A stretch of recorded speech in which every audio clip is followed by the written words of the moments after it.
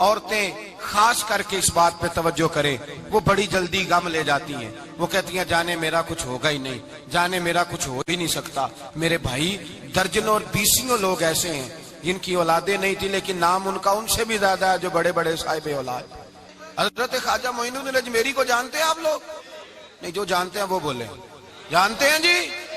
لو جی کافی سارے جانتے ہیں، تھوڑے جی رہ گئے نا بغیر۔ جانتے ہیں نا خواجہ صاحب کو؟ ان کے کسی بیٹے کو جانتے ہوں؟ نہیں جانتے، نہیں جانتے، نہیں جانتے آپ ان کے بیٹے کو۔ حضرت خواجہ معین الدین اجمیری رحمت اللہ تعالیٰ علیہ کے بیٹے کو نہیں جانتے، لیکن ویسے آپ ہندوستان میں کسی آدمی کو چھیڑ کے دیکھیں وہ کہے گا میں خواجہ صاحب کا روحانی بیٹا ہوں، میں اولاد۔ حضرت غوث اعظم رضی اللہ تعالیٰ عنہ کی اولاد کو کم لوگ جانتے ہیں، لیکن آپ ویسے کسی کو پوچھ کے دیکھیں 11ویں والا پیر کون ہوتا ہے، ہر آدمی ہاتھ اٹھا کے بتائے گا خدا کے فضل سے ہم پر ہے سایہ غوث اعظم کا، ہمیں دونوں جہاں میں ہے سہارا غوث اعظم۔ لوگ جھوم کے بتلائیں۔ میرے بھائی یہاں لوگ پریشان ہو جاتے ہیں کہ اولاد ہوگی تو یہ ہوگا، فلاں ہوگا تو یہ ہوگا۔ بھائی ایسی کوئی بات نہیں، میرے پاس پیسے ہوتے تو میرا ابا بیماری سے فوت نہ ہوتا۔ جو مالدار ہوتے ہیں تو کیا وہ بچ جاتے ہیں؟ حضرت اسرائیل انہیں چھوڑ جاتے ہیں؟ او خدا کے بندے تو کیسی بات کر رہا ہے؟ یاد رکھ، یہ جو آزمائشیں ہوتی ہیں، یہ جو تکلیفیں ہوتی ہیں، یہ جو تھوڑے سے مشکل حالات ہوتے ہیں۔ حضرت یونس علیہ السلام کی دوستی ہوگی حضرت جبریل امین سے، تو جناب جبریل ملنے آئے۔ حضرت یونس علیہ السلام فرمانے لگے جبریل میرا دل کرتا ہے مجھے اس بندے کی ملاقات کرا جو اللہ کا سب سے زیادہ عبادت گزار بندہ ہے۔ حضرت جبریل امین لے گئے دور دور فلسطین کے علاقے میں، اور لے جا کر ایک بندے سے ملاقات کرائی جس کی دونوں آنکھیں بھی کوئی نہیں تھی، دونوں بازو بھی کوئی نہیں تھی، دونوں پیر بھی کوئی نہیں تھی، اور اس بندے کی زبان پر لفظ بڑا کیا جاری تھے، یا اللہ تیرا شکر ہے، یا اللہ تیرا، بول کے کہیے یا اللہ تیرا، اے اللہ تیرا شکر ہے۔ شکر شکر کر رہا تھا۔ حضرت جناب سیدنا یونس علیہ السلام کہنے لگے میں نے تجھے عبادت گزار کو ملانے کو کہا تھا، تو کہاں لے آیا؟ حضرت جبریل کہنے لگے یا یونس، یہ ہر چیز جانے کے باوجود اپنے رب کی رضا پہ راضی ہے۔ اس وقت دنیا میں نبیوں کے بعد جس سے اللہ سب سے زیادہ پیار کر رہا ہے وہ یہی بندہ ہے، یہ اپنے رب کی رضا پہ راضی ہے۔ اے تن میرا کنگی ہووے تے میں زلف سجن دی واواں، تے پوش میرے دی جتی بن جائے تے میں یار دی قدمی آواں، مارو مارو مینو مار مکاؤ کوئی عذر نہ پیش لے آواں، تے جے سونا ہی میرے دکھ وچ راضی، جے سونا ہی میرے دکھ وچ راضی، جے سونا ہی میرے دکھ وچ راضی تے میں سکھ نو چلے ڈاواں۔ مانا کہ جب اس حال میں راضی ہے تو بس ٹھیک ہو گیا، ٹھیک ہو گیا۔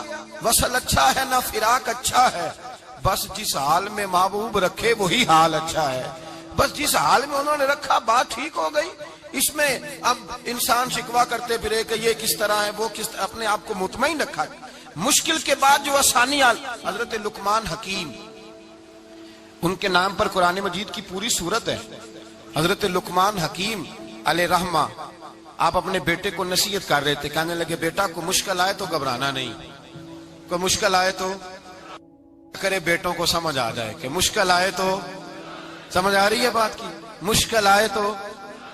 اور کیا خوبصورت جملے، بیٹے کو بٹھا کے کہتے ہیں بیٹا چھوٹی مشکل آئے گی تو اللہ بڑی مشکلات آسان کر دے گا، سمجھو چھوٹی مشکلات آئیں تو اللہ نے بڑی مشکلیں اس نے آسان کر دی۔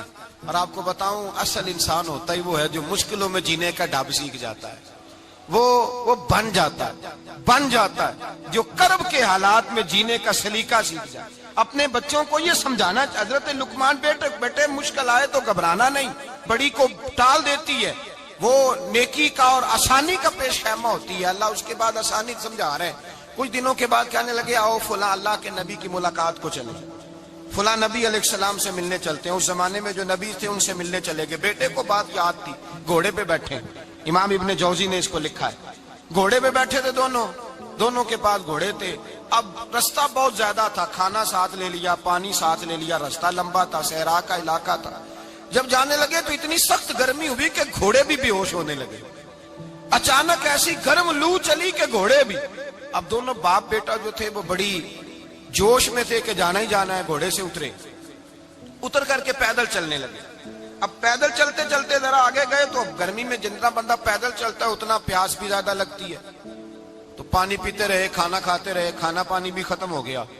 تھوڑا آگے چلے نا، اس کے اندر تکلیف بڑی کہ حضرت جناب لقمان کے بیٹے کے پیر کے اندر ایک ہڈی پیوست ہو گئی، اتنی بڑی ہڈی تھی وہ اندر ہی چلی گئی، پیر خون کے فوارے گرنے لگے، بیٹا بے ہوش ہو گیا۔ حضرت لقمان اس کے سرانے بیٹھے تو بیٹا تھا نا، آنکھوں میں آنسو آ گئے۔ بیٹے نے آنکھ کھولی تو کہنے لگا ابا جی آپ تو صبر کرنے والے ہیں، آپ رو رہے ہیں۔ فرمایا بیٹے میں کیا کروں، میرے سینے میں جو دل ہے وہ ایک باپ کا دل ہے، تو باپ جو ہوا تیرا، تیری دکھ پر رونا آیا، بڑی مشکل سے دانت کے ساتھ ہڈی نکالی، ہڈی نکلی تو خون بھی چلا۔ صاحب زیادہ کہنے لگا حضور آپ نے تو کہا تھا ہر